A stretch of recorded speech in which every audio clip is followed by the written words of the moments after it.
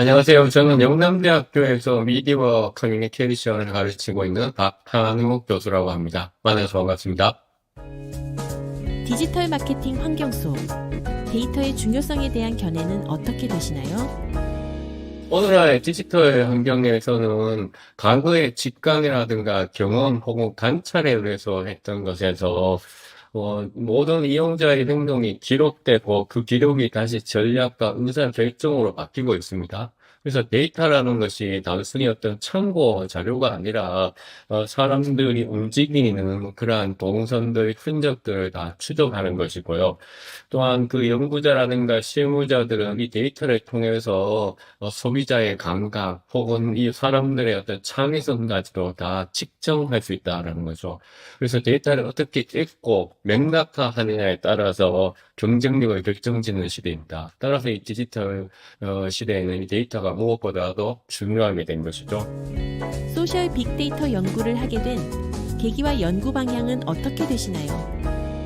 네, 사실 제 연구의 출발점은 마케팅이라기보다는 정치, 선거, 커뮤니케이션 혹은 여론 측정이었습니다. 그래서 유권자들이 어떤 이슈에 반응하는지, 어떤 정보를 공유하면서 그 결과를 투표 행동으로 이어지는지 그런 것을 추적하고 분석했습니다. 그래서 과거에는 소셜미디어인 트위터라든가 유튜브, 인스타그램, 혹은 구글 검색 트렌드, 네이버의 인기 검색어 등을 통해 가지고 소셜미디어가 정치 여론을 어떻게 형성하는지를 탐구했습니다. 그래서 각종 국회의원 총선거라든가 지방자치제 선거 혹은 대통령 선거에서 저희 결과들이 많이 이제 인용이 되었는데요. 이런 연구들을 통해서 제가 이제 빅데이터가 단순히 일종의 통계적 도구가 아니라 사회 변화를 읽는 센서이자 일종의 커뮤니케이션의 새로운 형태가 될 것이다 라고 깨달았고요. 그래서 이러한 것들의 정치 데이터를 넘어서서 이제는 마케팅 영역, 특히 디지털 마케팅 플랫폼에서 생성되는 다양한 텍스트 데이터들을 분석할 수 있다라고 생각을 하게 되었죠. 현대 마케팅에서 소셜 빅데이터의 역할은 어떻게 변할까요? 네, 과거에는 이 데이터가 성과 측정이나 여론조사의 보조 지표로만 이용되었는데요. 지금은 실시간으로 어떤 여론의 흐름 혹은 담론의 구조를 이해하는 그런 핵심 수단이 되었어요. 대선이나 총선 과정에서 유튜브 댓글 검색 트렌드를 통해서 유권자들이 어떤 이슈에 몰입하고 있는지, 어떤 담론이 어떤 네트워크를 통해서 확산되고 있는지. 근데 마케팅도 마찬가지예요. 브랜드를 둘러싼 온라인 담론망을 읽으면 소비자 감정의 어떤 방향들과 핵심적인 영향자들을 찾을 수가 있습니다.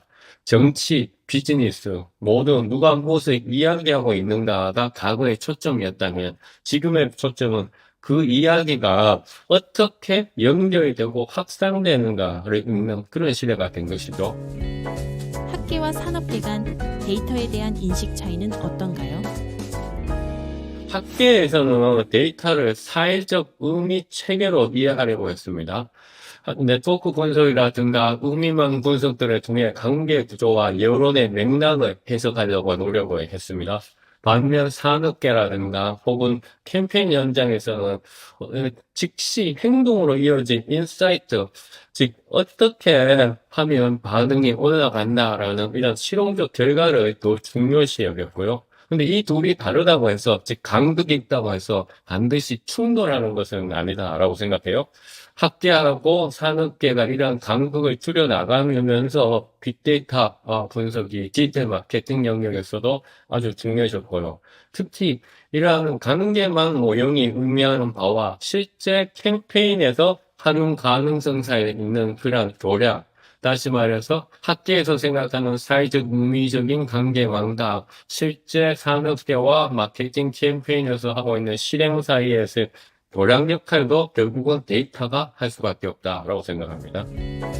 브랜드 전략에서 소셜 미디어 데이터의 역할은 무엇일까요?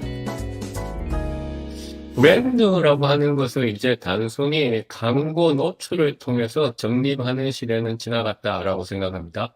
브랜드라고 하는 것이 사람들의 머릿속과 마음에 각인되기 위해서는 사람들의 대화들을 파악을 해야 되는 것이고, 소셜미디어 데이터라고 하는 것은 결국은 사람들의 대화와 상호작용 속에서 나타나는 브랜드의 의미, 브랜드의 이미지 혹은 브랜드의 자산을 측정을 하고 있는 거죠.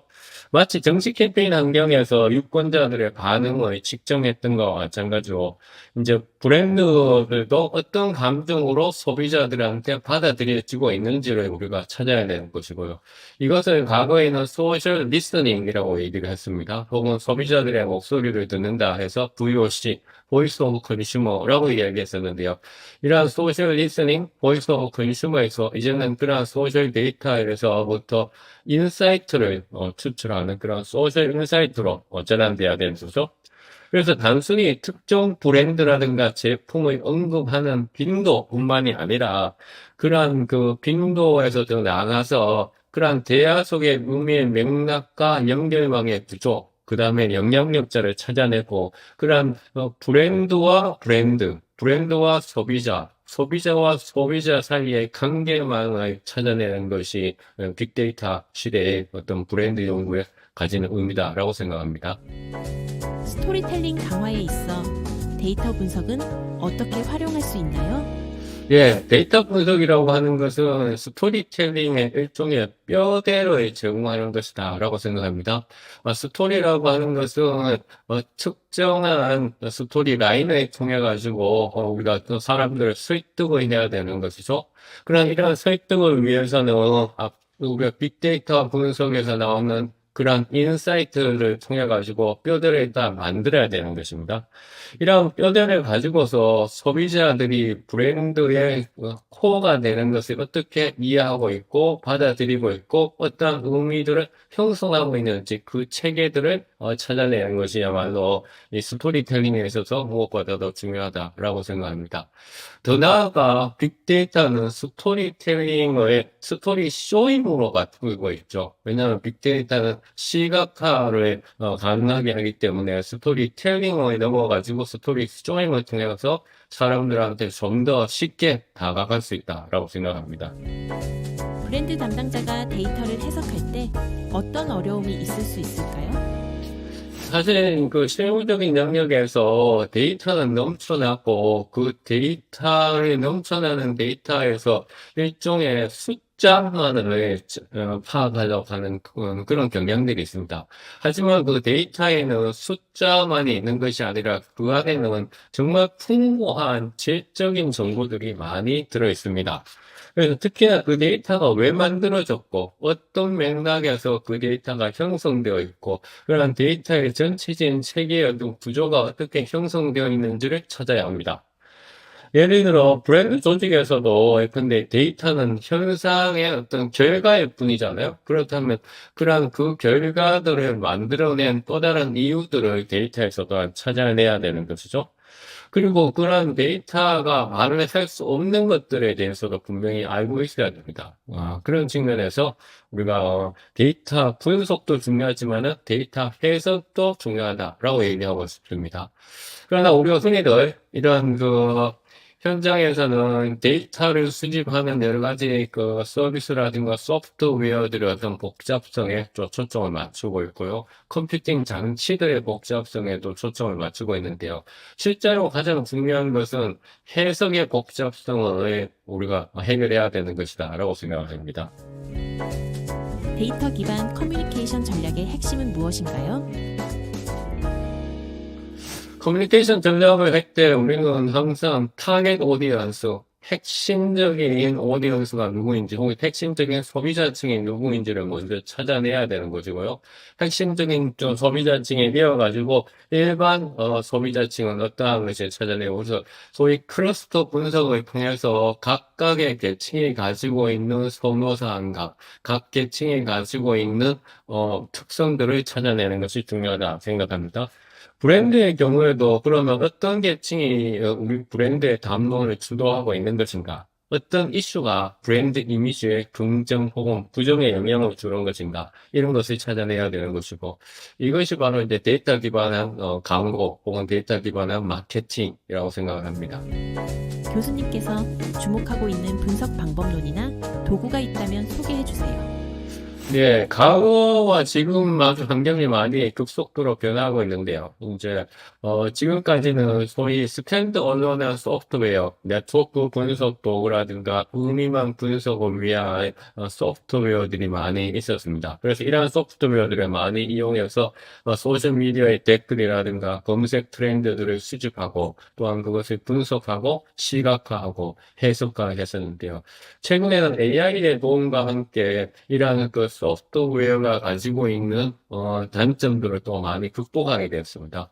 어떠한 단점들을 극복하게 되느냐면은 일단 소프트웨어는 소프트웨어의 리터러시가 필요합니다. 그 소프트웨어의 활용법을 알게 돼야 되는데요. 하지만 AI에서는 마치 질문하듯이 우리가 데이터들을 순차적으로 분석할 수 있다. 그것이 가장 큰 장점이면서도 최근의 분석 도구와 방법에 있어서의 환경적 변화이다라고 생각을 합니다. 그리고 또 하나는 최근에는 소셜 미디어뿐만이 아니라 웹3라고 얘기하는 새로운 또 공간들이 나타났어요. 그 다음에 메타버스도 있고요. 메타버스의 아바타도 있고 웹3 공간에서의 새로운 NFT 마케팅 같은 경우도 나타나고 있기 때문에 이런 측면에도 새로운 분석 도구라든가 방법들이 또 필요해지는 그런 상황입니다. 분석 결과를 전략에 반영할 때 어떤 기준을 두어야 할까요? 예, 기업들에서는 우리가 데이터 분석을 통해서 나온 것을 이제 먼저 해석을 하고 그 해석 결과에 맞춰서 실행을 해야 되는 것인데 기업의 아주 큰 장점의 하나는 그거를 실행 능력이다라고 얘기할 수 있어요. 그래서 데이터 분석 결과가 나왔을 때 이것을 구체적인 액션 플랜을 만들어내고요. 또한 어떠한 커뮤니케이션 전략으로서 우리가 수립할 수 있을 것인가 가장 중요한 것 같습니다. 그래서 우리가 브랜드 조직에서 분석 결과가 바탕으로 해서 어떤 계층에, 어떤 사람들에게, 어떤 측면에 이 브랜드들을 소구할 것인가, 그리고 어떤 방식으로 전달해야 할 것인가, 그런 측면에서 기업들에서는 실행 전략을 좀 더 구체적으로 짜는 것이 무엇보다도 필요하다고 생각합니다. 데이터 윤리, 정책 문제에 대한 교수님의 견해는 어떻게 되시나요? 네, 빅데이터 분석은 그러니까 개인들의 프라이버시를 침해할 수 있는 염려도 있고요. 또한 빅데이터가 수집되는 채널에 따라서 이용자의 편향성이 존재할 수도 있습니다. 예컨대 어떤 매체는 2030 여성들이 많이 사용하고 있고요. 또한 우리가 많이 사용하는 동영상, SNS의 경우에는 시니어들이 또 많이 사용하고 있습니다. 다시 말해서 대표성의 문제들이 또 발생을 하고 있기 때문에요. 이러한 그 편향성과 대표성과 그다음에 프라이버시 침해 문제들을 슬기롭게 해결하는 것이 빅데이터 분석에서 중요하다라고 생각을 합니다. 또한 이 결과를 산업계에서는 전략에 반영을 할 때는 그러니까 이 데이터가 의미하는 바가 무엇이고 이 데이터가 의미하지 않는 바가 무엇인지를 좀 구분해서 봐야 되겠다라고 생각합니다. 왜냐하면 데이터를 수집하는 출처마다 그 데이터가 가지고 있는 특성이 있기 때문에 그러한 특성들을 충분히 고려해서 해석을 하고 그것을 실행 전략으로 나가야 된다라고 생각합니다. 디지털 마케팅과 빅데이터의 향후 발전 방향은 어떻게 될까요? 예컨대 예전에는 텍스트 중심의 소셜미디어, 그 이후에는 동영상 중심의 소셜미디어, 혹은 스냅샷 중심의 소셜미디어, 아니면 메신저 중심의 미디어, 이것처럼 미디어도 계속적으로 진화하고 있고요. 또 여러 미디어들이 동시에 또 나타나고 있습니다. 그래서 앞으로는 이런 크로스 미디어, 그래서 미디어를 교차하면서 데이터를 수집하고 해당 데이터들을 폭넓게 분석하는 것. 흔히 우리가 멀티 모달 데이터라고 얘기하는데, 그래서 텍스트뿐만이 아니라 오디오, 그다음에 비디오, 그다음에 스냅샷 같은 여러 가지의 데이터들을 멀티 모달 형태로 우리가 수집해서 분석하고, 채널 또한 크로스 미디어하게 여러 가지 채널들에서 복합적으로 우리가 분석하는 것이 중요하다 생각합니다. 아울러서는 정량적, 계량적 분석을 하면서 정성적인 질적 분석을 위해 가지고 포커스 인터뷰 등을 동시에 수행한다든가 이런 전략들이 필요할 것이라고 생각합니다. 그리고 마지막으로는 뭐 메타버스라든가 NFT 같은 가상자산 영역에서 나타나는 새로운 트렌드에서 데이터를 수집을 해서 해당 트렌드를 파악할 수 있는 그런 전략이 필요하거든요. 왜냐하면 어리 어답터일수록 첨단 미디어들을 또 사용하는 경향이 강하고 어리 어답터가 소비자들의 트렌드를 또 이끌어가는 측면이 있기 때문에 메타버스라든가 웹3 같은 그런 측면에서의 데이터 수집도 고려해야 된다라고 생각합니다. 커뮤니케이션 빅데이터 연구와 실무의 발전 방향은 어떻게 될까요? 무엇보다도 데이터 기반한 사고방식을 데이터 가져야 기반 된다라고 커뮤니케이션 전략의 생각합니다. 핵심은 그래서 데이터 무엇인가요? 기반한 사고방식을 위해서는 관찰하는 자세가 있어야 될 것이고요. 그다음에 직접 호기심을 가져야 될 것이고요. 네, 소프트웨어라든가 AI 같은 신기술을 두려워하지 말아야 됩니다. 그러한 그 자세를 우리가 가지고 지속적으로 학습을 할 때만이 우리가 커뮤니케이션 분야에서 각자가 선도자로서 전문가로서 다시 탄생할 수 있을 것이다 라고 생각합니다. 데이터 분석을 공부하는 학생이나 실무자들에게 조언의 말씀 부탁드립니다. 빅데이터 분석을 통해 가지고 우리가 할 수 있는 것이 이제 많이 있는데 가장 먼저 질문하는 것이 어떤 도구를 사용해야 되는 것인가, 어떤 툴을 사용해야 되는 것인가 라는 질문을 많이 합니다. 물론 분석 기술이 중요하고 분석 기술이 분석의 깊이와 범위를 우리가 결정짓거나 영향을 줄 수 있습니다. 하지만 분석 기술보다 더 중요한 것은 여러분들의 분석을 위한 사고의 방식, 또 분석을 위한 시각이 중요합니다. 그래서 분석 기술만큼이나 우리가 빅데이터 분석을 위한 사고방식을 확장을 하기 위해서 노력을 해야 되는 것이고요. 그 사고방식의 확장은 숨겨진 맥락을 읽는 그런 연습들을 많이 해야 됩니다. 우리가 책을 읽으면서 행간의 줄을 그어가면서 그 숨겨진 작가의 의도를 파악하는 것과 마찬가지로 데이터에 숨겨진 사회적 관계와 사회적 의미와 사회적 맥락들을 찾는 그런 노력들을 하는 것이 무엇보다도 중요하다라고 생각을 합니다. 커뮤니케이션, 빅데이터, 소셜 콘텐츠 마케팅 분야의 핵심 역량은 무엇일까요? 자, 그건 일종의 우리가 데이터 감수성이라고 하는 용어를 저는 사용하고 싶은데요.